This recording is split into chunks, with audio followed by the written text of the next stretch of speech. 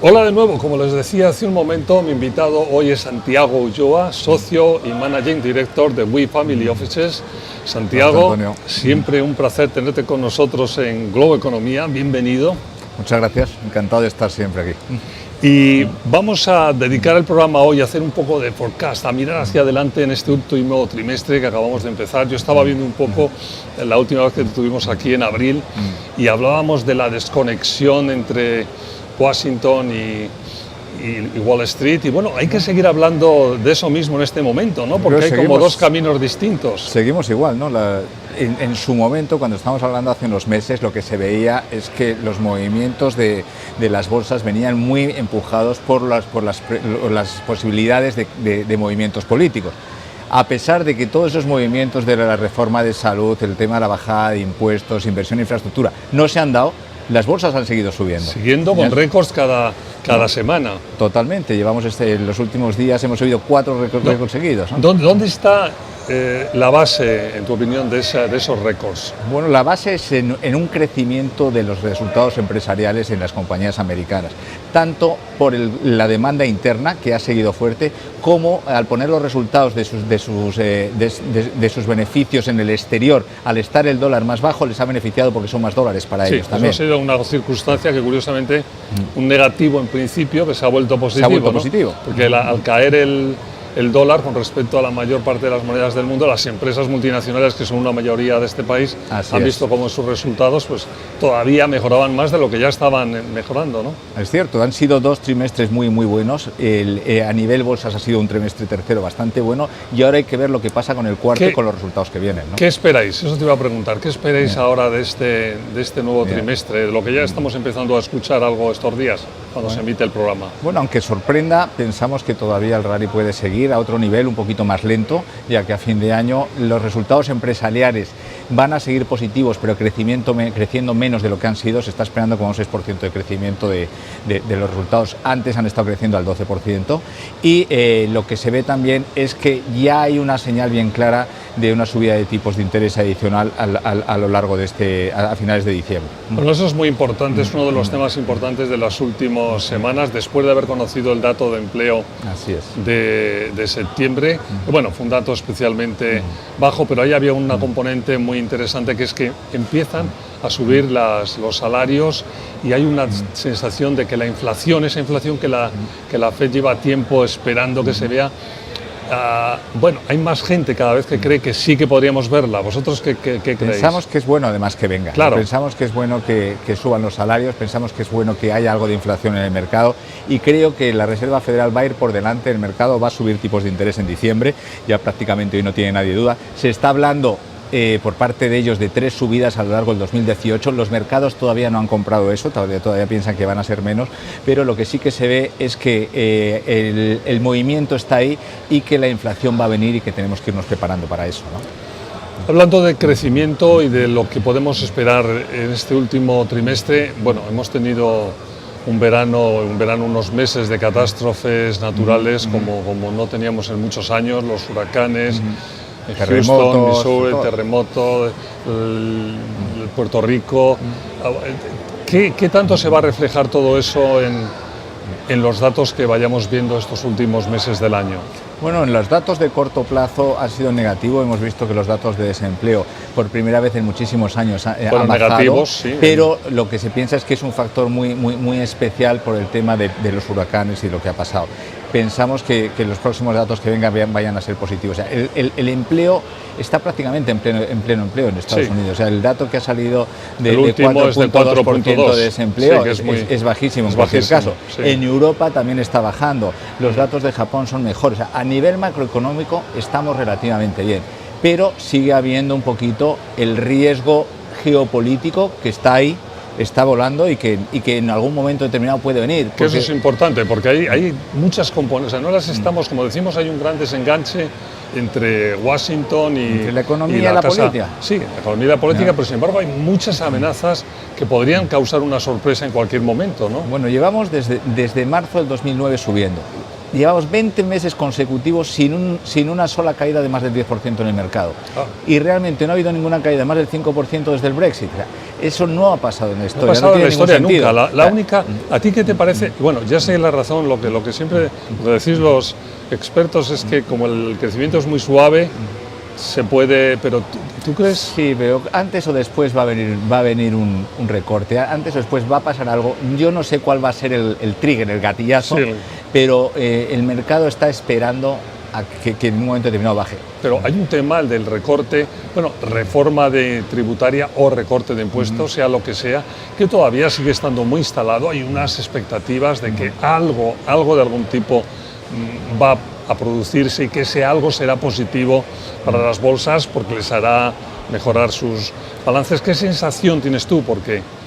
Mira, lo que se está hablando es de que pongan un impuesto a sociedades del 20% frente al 35%. La realidad es que con las compañías americanas de media están pagando el 27%, claro, que siguen siendo 7 puntos, que es muchísimo, pero donde más les puede afectar realmente es a las compañías pequeñas y medianas. Por eso hemos visto un gran rally en el Russell 2000, en las compañías pequeñas y medianas. ¿Por qué? Porque ellas sí que pueden llegar a pasar de un 35% a un 25%, claro, 25%, claro, si realmente lo que se está hablando en Washington se traslada en el Congreso. Ahí los, ¿no?, que van a salir mal parados son los contables y los abogados, que si de verdad se hace esta reforma tendrán menos trabajo, porque como dice muy bien Santiago, lo que ocurre es que las grandes empresas jamás han pagado ese impuesto que está sobre el papel, o sea, pagan muchísimo menos. Sí, las de, como dices, pequeñas y medianas, ¿no? Que esa es la economía real de Estados Unidos. ¿Qué es la economía real? Eso es lo que pasa, que esa es la economía. Eso es lo que luego puede afectar al consumo. Entonces, todos esos son datos que yo creo que son positivos. Sí. ¿Cómo se va a pagar la fiesta después? Esa es otra historia, porque todavía no han encontrado ver cómo van a balancear la gran bajada de impuestos que quieren traer con el gran déficit que tiene este país, ¿no? Está claro. Bueno, aquí tenemos que hacer una pausa, la hacemos, al volver nos ocupamos de ese factor de lo mejor que va a la economía global, que es el que realmente está influyendo en lo que ocurre en estas bolsas. Sigan con nosotros, Globo Economía.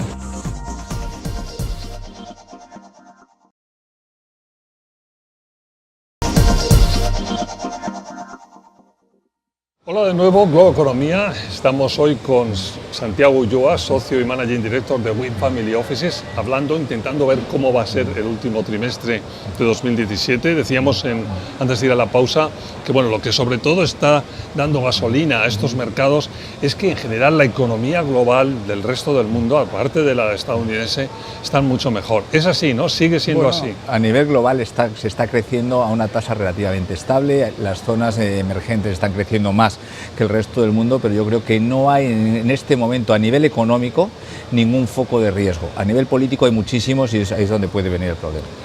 Vamos a hacer un poco de repaso de estas otras áreas globales, en lo que se ve hacia adelante en este trimestre. La Unión Europea. Bueno, la Unión Europea, el gran problema que había es el Brexit. Yo creo que todo el mundo lo tiene asumido, ya se pasó ese bache. Los dos países que tenían elecciones este año, Francia y Alemania, han seguido un poco en línea con lo que se esperaba, no ha venido ningún populismo extremo. Ahora estamos un poquito con el problema de Cataluña. ¿Qué es lo que puede pasar ahí? No sabemos, pero lo que está claro es que al final Europa no va a permitir que ninguna de las regiones se puedan extinguir, con lo cual al final se solucionará de una forma o de otra. Y lo que también está sobre la mesa es el problema histórico del sistema financiero italiano, que sigue siendo una bomba que puede llegar a explotar. Lo tienen semicontrolado, pero ese es algo de riesgo. Pero Europa está creciendo bien. La del tema de Italia, que se ha hablado mucho en unos momentos, luego se deja de hablar, como dices tú, se vuelve a hablar, se deja de hablar, pero el tema no está en absoluto solucionado. No, tienen que limpiar muchísimo más los balances de sus bancos y el problema es o lo hacen con dinero público, con lo cual tienen al resto de los países de la Unión en contra, o lo asumen los accionistas esa reforma como se han hecho en otros países, ¿no? Bueno, el gran objetivo o la gran esperanza de los últimos meses de SG, Macron, Merkel, de repente no, pero más bien finalmente empezar a hacer reformas que lleven hacia una unidad fiscal, a una mayor unión, económica al final del día. ¿Tú ahí hasta qué punto lo ves posible? Porque ahora Merkel tiene estas alianzas. Merkel ha perdido un poco de fuerza. Entonces, el riesgo que existe es que Europa se alemanice mucho más, o sea, que al final se acerque más a ser Alemania que a ser el resto de Europa. En cualquier caso, los datos económicos de Europa son mucho mejores de lo que eran. Sin duda, lleva 2 años creciendo más que Estados Unidos. Bueno, está igual, casi, pero al menos ha salido desde de mucho más abajo. Sí. Y la realidad es que los mercados europeos están mucho más baratos, porque en Estados Unidos estamos en máximos históricos y en Europa no. Vemos que hay más margen de subida de los mercados públicos europeos que en Estados Unidos. En Estados Unidos, de hecho, hemos estado tomando ganancias en general y diversificando más en Europa y en Asia. El Banco Central Europeo, ¿qué esperáis? ¿Que siga un poco con la misma tónica, que corte ya el QE al empezar el año? ¿Cómo? A partir del año que viene sí, pero estamos en un momento distinto. Estados Unidos subiendo tipos de interés y ya a partir del próximo mes empezando a dejar de comprar deuda. En Europa todavía siguen comprando deuda y sigue una política monetaria muy expansionista. No veo en el corto plazo que vaya a cambiar, pero sí más bien en la segunda mitad del año que viene. En la segunda mitad del año que viene. O sea que todavía ves ahí como un poco... Todavía creo que le queda un margen de tiempo, porque también vienen de más abajo. El nivel de desempleo en Estados Unidos 4.2, en Europa está en torno al 10%, un poquito menos. Entonces ahí todavía necesitan inyectar dinero. Y luego el tema de los populismos allí es muy real, y existe un riesgo que si no siguen entrando dinero a la economía y que la gente de abajo lo note, puede realmente... Van a darle mucha gasolina a ese tipo de... vamos a cambiar de continente a Asia. En Asia, bueno, una vez que terminen las reuniones estas del Partido Comunista, hay economistas y analistas que dicen a lo mejor ahí se empiezan a destapar los problemas que no hemos ido viendo con los temas del crédito. ¿A ti te preocupa mucho, poco? Me preocupa poco porque son economías muy controladas. En cierta forma van a ir soltándolo muy poquito a poco. Sí que tienen un problema real de los balances de las compañías, que realmente tienen un exceso de deuda, pero también creo que el gobierno lo puede en cierta forma controlar. Hay un factor muy positivo: la economía doméstica está creciendo. Y esos 300 millones de personas que pasaron de la pobreza a consumir son los que realmente están tomando el testigo frente a las exportaciones que antes tenía. Ahí es donde creo que están las oportunidades reales, en el mercado doméstico de China, en el mercado doméstico de India, en las economías reales que se vayan a beneficiar de un crecimiento de la población que todavía es muy joven y que realmente están demandando bienes, están demandando refrigeradores, están demandando televisiones, están demandando todo, ¿no? Sí, son economías que están en pleno desarrollo y que tienen por delante unas décadas espectaculares, ¿no? Bueno, hoy en día hay 7 billones de personas. Se piensa que para el 2050 va a haber 10 billones de personas en el mundo. Si tú ves que Europa va a bajar, porque realmente 10.000 millones de personas en Europa, 10.000 millones de personas. Si vemos que Europa va a bajar, porque realmente ya se mueren más personas de las que nacen, y Estados Unidos está relativamente estable, ese crecimiento ¿de dónde va a venir? De América Latina, de África y de Asia. Y de Asia una parte muy importante. Entonces es donde hay que estar en las economías domésticas, no en las exportaciones. Entonces aquí tenemos que hacer una pausa, la hacemos cuando volvamos. No podemos dejar que esté aquí este señor sin preguntarle por dónde ven ellos las oportunidades, dónde hay que invertir dentro de este escenario en este último trimestre de 2017. Sigan con nosotros, Globo Economía.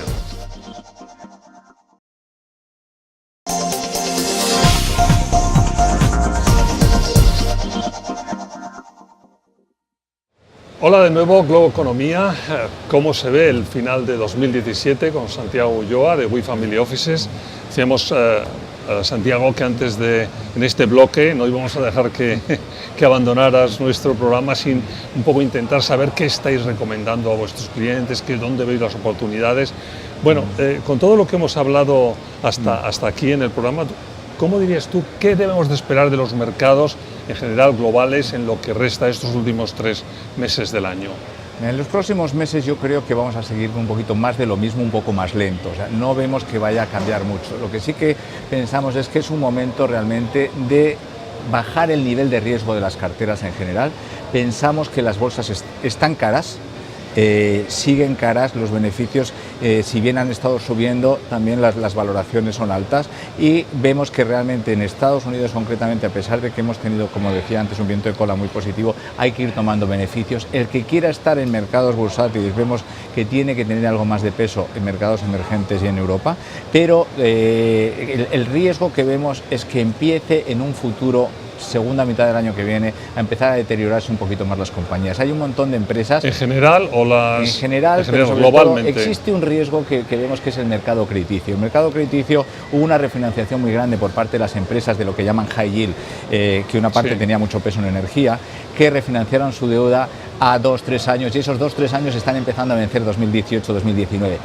Hemos visto lo que ha pasado ahora con Toys R Us, realmente que se ha metido en Chapter 11, en la suspensión de pagos. Creemos que va a haber una reestructuración de muchas compañías y puede llegar a haber una oportunidad muy grande en lo que llaman mercado distress, en compañías con problemas, y que ahí se puede haber una reestructuración. ¿Eso solamente dentro de Estados Unidos o también es un poco una tendencia general? Bueno, yo Estás creo hablando que, sobre yo creo todo que más aquí, en ¿no? Estados Unidos, Sobre todo en Estados Unidos. En Europa un poquito menos, porque lo que son los mercados de deuda privada son más reducidos, con lo cual hay un riesgo relativamente menor. Por otro lado, pensamos que lo que es el mayores tipos de interés le puede beneficiar al sector financiero a nivel global, a nivel mundial, tanto los bancos en Estados Unidos como en Europa, y donde pensamos que sigue habiendo mayores oportunidades, como lo hemos comentado varias veces, son en los mercados no públicos, en los privados. En los privados. ¿Por qué? Pues, por ejemplo, veamos el caso de lo que está pasando hoy en día en las salidas a bolsa en los mercados americanos.